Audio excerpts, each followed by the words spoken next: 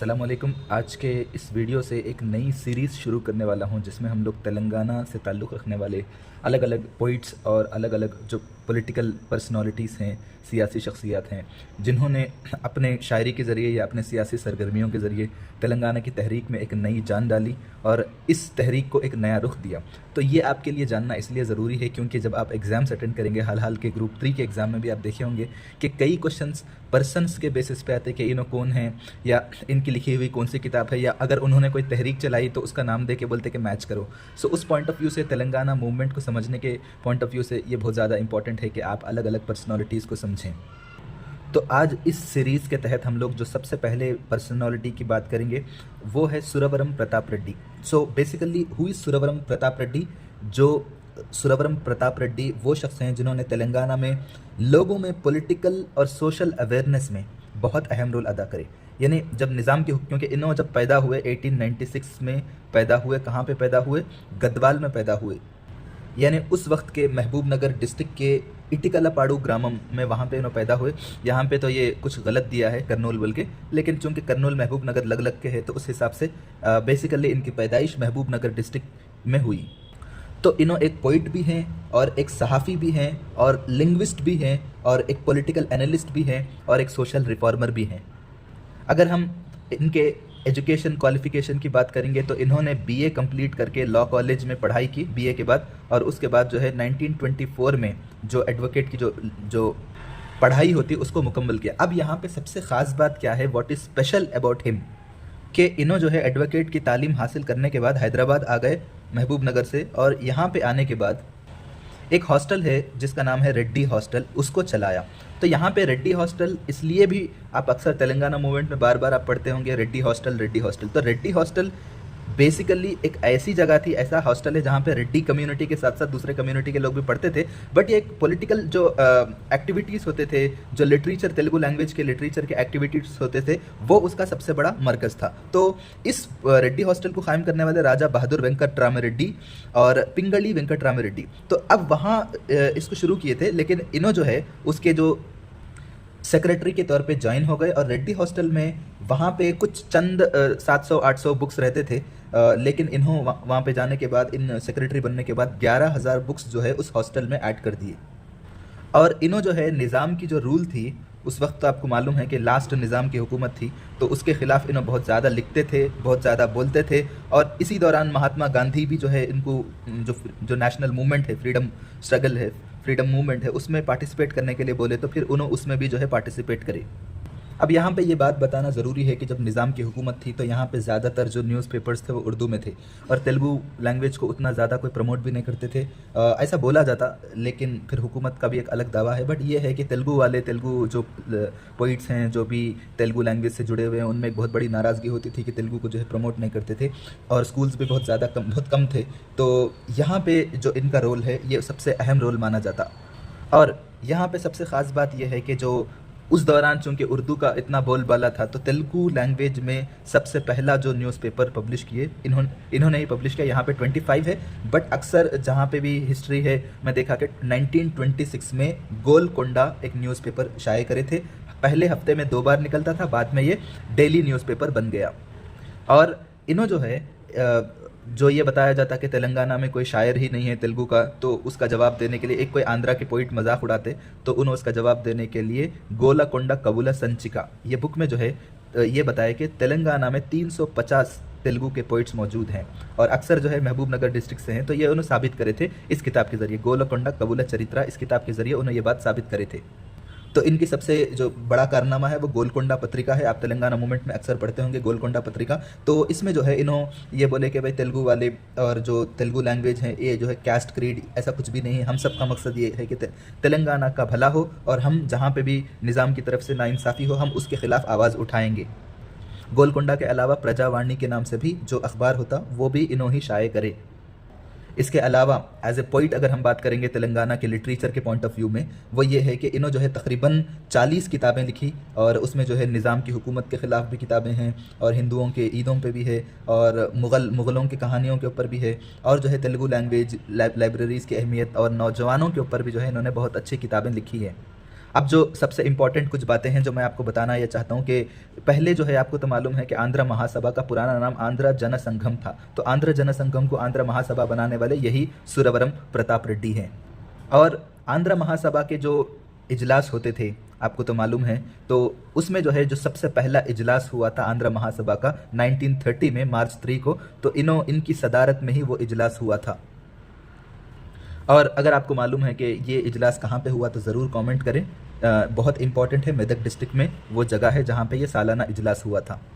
इसके अलावा भी सबसे ख़ास बात यह है कि इन्हों जो है तेलुगु लैंग्वेज और लिटरेचर के प्रमोशन के लिए 1931 से लेकर 34 तक जो है आंध्र महासभा के सेक्रेटरी के तौर पे भी काम करे। और इसके अलावा विज्ञान वर्धिनी परिषद, ठीक है, ये जो है ना ख़ास तौर पे यहाँ पे ये बताना चाह रहा हूँ कि ये जो तंजीम है इसके लिए भी इन्हों बहुत ज़्यादा काम करे। और इसको कायम करने वाले भी सुरवरम प्रताप रेड्डी है, जिसका नाम है विज्ञान वर्धिनी परिषद। और कुछ ख़ास बातें ये है कि इनको जो है पॉलिटिक्स में तो कोई इंटरेस्ट नहीं था, लेकिन आप लोगों को मालूम है कि 1952 में हैदराबाद स्टेट में फर्स्ट इलेक्शंस हुए थे, तो इन्हों जो है महबूब नगर के वनपर्ती से जो है इलेक्शन लड़े थे कांग्रेस पार्टी से और कामयाबी हासिल की। और 1952 में इलेक्शन तो लड़े थे, बट एक साल के अंदर ही इनको कोई हार्ट का प्रॉब्लम था, तो इनका डेथ हो गया 1953 में। लेकिन सबसे ख़ास बात यहाँ पे ये है कि यहाँ पे 1953 अगस्त 25 को जो है इनका डेथ हो गया। लेकिन 1995 में, यानी उनके डेथ के कई सालों के बाद, इनकी एक किताब आंध्रुला सांघिका चरित्रा, इस किताब को जो है साहित्य अकादमी की तरफ से अवार्ड मिला। तो ये जो बात है इनके बारे में तेलंगाना के हिस्ट्री के पॉइंट ऑफ व्यू से, तेलंगाना के मूवमेंट के पॉइंट ऑफ व्यू से और तेलंगाना के पोइट्स जो लिटरेचर एंड कल्चर के पॉइंट ऑफ व्यू से, ये जो है बहुत ज़्यादा इंपॉर्टेंट है। अब हमारे इस वीडियो के दूसरे पर्सन जिनके बारे में हम जिक्र करेंगे, हम कोशिश करेंगे 1890s 18 के जो 19वीं सदी है वहाँ से हम लोग शुरू करेंगे। तो दूसरे जो इंपॉर्टेंट पर्सन है उनका नाम है बुरुगुला रामकृष्ण राव। इन्हों जो है 1899 में कहाँ पे पैदा हुए? इन्हों महबूब नगर डिस्ट्रिक्ट के शाद नगर के कलवा कुर्ती में पैदा हुए। तो बुरुगुला रामकृष्ण राव कौन है? हैदराबाद स्टेट के फर्स्ट इलेक्टेड चीफ मिनिस्टर हैं और इन्हों एक ग्रेट फ्रीडम फाइटर हैं। और इनके इसके अलावा इन्हों जो है हैदराबाद स्टेट कांग्रेस के फाउंडिंग मेंबर्स में से हैं। पेशे के एतबार से इन्हों भी जो है वकील थे, एडवोकेट थे। और इन्हों जो है अपने इस एडवोकेट के पेशे को निज़ाम के दौर में जो भी जिन लोगों के भी खिलाफ केसेस होते थे उस केसेस को जो है मतलब उनकी वकालत करते थे। और फ्रीडम स्ट्रगल में जिन जिन लोगों को अरेस्ट करते थे उन सब केसेस में जो है इन्हों अपने वकालत का पेशा इस्तेमाल करते हुए लोगों को जो है कानूनी मदद फराहम करते थे। निज़ाम के दौर में आंध्रोद्यमम और जो आपको मालूम है लाइब्रेरी मूवमेंट है, इसी तरह जो है जो भी प्रिंसली स्टेट्स थे उन सबको इंडिया में इंटीग्रेट करने का एक मूवमेंट चला था। और इन्हों खुद भी जो है निज़ाम स्टेट को जो है हैदराबाद में इंटीग्रेट करने के बहुत बड़े हामी थे, तो उसमें भी जो है इन्हों मूवमेंट चला। इसके अलावा भूदान तहरीक आपको तो मालूम है, इस पे हम बात करेंगे बाद में, लेकिन इसमें भी जो है बड़े बड़े ही जोर और शोर के साथ हिस्सा लिए थे।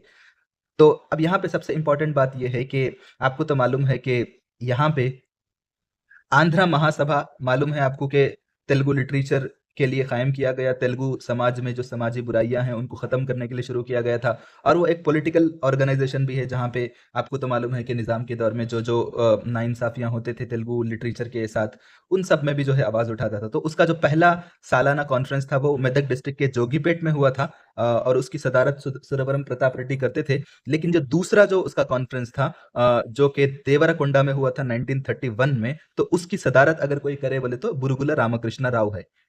इसके अलावा 1942 में जो क्विट इंडिया मूवमेंट चला था तो उन्हों भी जो है इसमें बढ़ चढ़ के हिस्सा लिए थे। और क्विट इंडिया मूवमेंट में पार्टिसिपेट करने की वजह से 1947 में बुरुगुला रामकृष्ण राव को जो है अरेस्ट भी किया गया था। और यहाँ पे ये बात बताना ज़रूरी है कि 1952 में हैदराबाद में पहली बार इलेक्शंस हुए थे, तो इन्हों जो है कांग्रेस पार्टी की तरफ से शादनगर से एमएलए मुंतखब हुए थे। और 1952 मार्च 6 को जो है इन्हों एज ए चीफ मिनिस्टर हलफ लिए थे। और कब तक थे? 1952 मार्च से लेके 1956 में जब तेलंगाना का जो इलाका है इसको मतलब हैदराबाद का जो ये एरिया है इसको आंध्रा में मिला के जो एक स्टेट बनाए 1 नवंबर 1956 को, उस वक्त तक इन्हों जो है हैदराबाद स्टेट के चीफ मिनिस्टर थे। और जब उसके बाद तो मालूम है आपको इन्हों चीफ मिनिस्टर नहीं रहे, उसके बाद इन्हों क्या करे, राज्यसभा के मेंबर थे, केरला और उत्तर प्रदेश के स्टेट के गवर्नर के तौर पर भी काम किए थे। इनकी सबसे खास बात यह थी, यहाँ पे लिखा हुआ है कि इन्हों जो है कई लैंग्वेजेस को जानते थे, मल्टी लिंग्विस्ट थे। इनको उर्दू भी आती थी, फारसी भी आती थी, इंग्लिश भी आती थी और कन्नड़, मराठी और संस्कृत लैंग्वेज भी इनको आया करते थे। और तकरीबन हर लैंग्वेज में इन्हों कुछ ना कुछ अपने अदबी शाहकार हैं उसको छोड़ के गए थे। तो इन्हों कृष्णा शतकम के नाम से जो है ये लिखे थे, और संस्कृत में जो है शारदा स्तुति ये भी लिखे थे, और लक्ष्मी स्तुति, और इसी तरह श्री वेंकटेश्वरा सुप्रभातम ये भी लिखे थे। और इसके अलावा कविता मंजरी, तुली चुक्का, पुष्पांजलि शतकम और आंध्र महाभागवत समीक्षा इसको हिंदी में लिखे थे। और 1953 में आंध्रा यूनिवर्सिटी से इनको डॉक्टर ऑफ लिटरेचर का ये मिला था, डॉक्टरेट मिला था। और 1956 में उस्मानिया यूनिवर्सिटी से डॉक्टर ऑफ लॉस ये भी मिला था। और आपको तो मालूम है 52 से 56 तक इन्हें चीफ मिनिस्टर थे। और सबसे इंपॉर्टेंट बात यह है कि जो जेंटलमैन एग्रीमेंट है उसमें तेलंगाना की तरफ से इन्हों बहुत उसके जो है उस एग्रीमेंट के एक इम्पॉर्टेंट पार्ट हैं, ठीक है। और 1967 में इनका डेथ हो गया। आज के हमारे इस वीडियो के तीसरे शख्स हैं कोतवाल वेंकट रामिरेड्डी। तो इनको कोतवाल क्यों बोलते हैं और इनका तेलंगाना के हिस्ट्री में क्या प्लेस है, हम इसको अब पढ़ेंगे। तो सबसे पहली बात यह है कि जो कोतवाल वेंकट रामिरेड्डी है, तो इन्हों जो है सब निजाम के स्टेट में, हैदराबाद स्टेट में सबसे पहले हिंदू पुलिस कमिश्नर हैं। और आपको तो मालूम है पुलिस कमिश्नर को कोतवाल बोला करते हैं। तो इन्हों जो है एक ऐसे वक्त, जब आपको तो मालूम है लास्ट निज़ाम के टाइम पे बहुत ज़्यादा सोशल मूवमेंट्स हो रहे थे, बहुत ज़्यादा तहरीकें हो रही थी। ऐसे वक्त में एज ए पुलिस कमिश्नर ओहदा संभालने के बाद बहुत ही अच्छे अंदाज में लॉ एंड ऑर्डर को कंट्रोल करे। और इनके खिदमात के एतराफ़ में उस वक्त जो है जो निज़ाम थे, तो अपने बर्थडे के मौके पे जो लास्ट जो निज़ाम थे उन्होंने जो है इनको राज बहादुर ये लक़ब इनको दिए थे। तो इसीलिए इनका नाम जो है राज बहादुर कोतवाल वेंकट रामिरेड्डी कहा जाता है। तो इनके खिदमात के एतराफ़ में ब्रिटिश 1931 में Order of the British Empire ये अवार्ड, ये लक़ब भी इनको दिया गया था।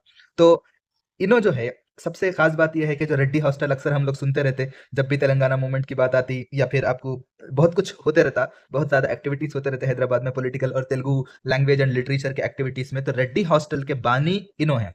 तो इन्हों जब कोतवाल थे तो यहाँ पे ये देखते थे कि जो शहर में लोग जो स्टूडेंट्स पढ़ने के लिए आते थे, तो उनके पास जो है रुकने के, खाने-पीने की सहूलत नहीं होती थी। तो इन्हों क्या करते थे कि एक घर को किराए पे लेके एक हॉस्टल कायम करे थे।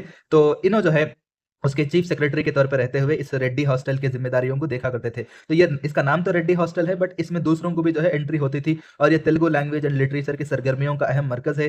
तेलुगु लिटरेचर और उसके डेवलपमेंट के लिए बहुत ज़्यादा कोशिशें जो है यहीं से हुई थी। तो इसके अलावा जो है इन्हों गर्ल्स हॉस्टल के भी क़याम में बहुत अहम रोल अदा करे थे।